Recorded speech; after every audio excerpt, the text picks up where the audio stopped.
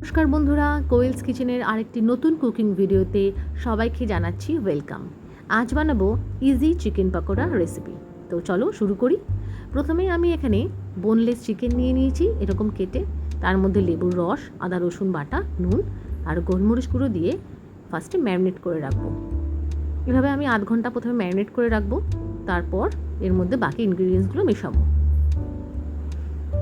চিকেনগুলো আমি এরকম ছোটো ছোটো পিস করে নিয়েছি, তোমরা চাইলে উইথ বোন দিয়েও বড়ো বড়ো পিস করে কাটতে পারো।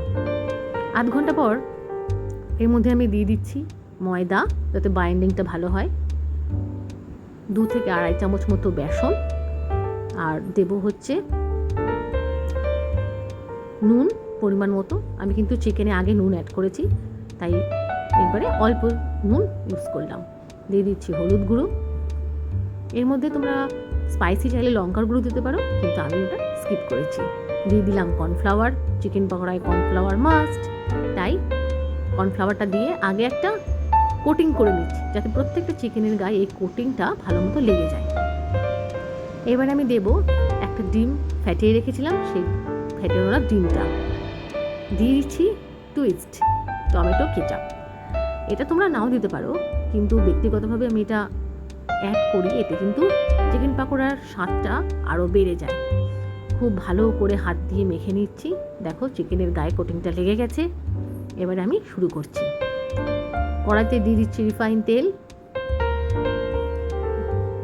মিডিয়াম হিটে গরম করে নিয়ে এক এক করে চিকেনের পিসগুলো আমি এর মধ্যে দিয়ে দিচ্ছি। খুব কম সময়ের মধ্যে কিন্তু এটা বাড়িতে ছটপট হয়ে যাবে। বাচ্চা থেকে বয়স্ক সবাই ভালো খাবে। আর এই বর্ষার দিনে তো এরকম ভাজাভুজি, তেলে ভাজা সবার পছন্দ, বলো। দেখো কোটিংটা কত সুন্দর আমার চিকেনের মধ্যে লেগে গেছে। খুব ভালো করে এপিট ওপিট করে আমি চিকেনের এই পাগুলোকে ভেজে নিচ্ছি। লাল লাল হয়ে গেছে। এবার আমি আবার একটু নাড়িয়ে দিলাম, তাতে কিনা প্রত্যেকটা জায়গা খুব ভালো করে ভাজা হয়। এবারে আমি এক এক করে চিকেন পকোড়াগুলোকে তুলে নিচ্ছি। দেখো আমার chicken pakora ready to it. Please share and like.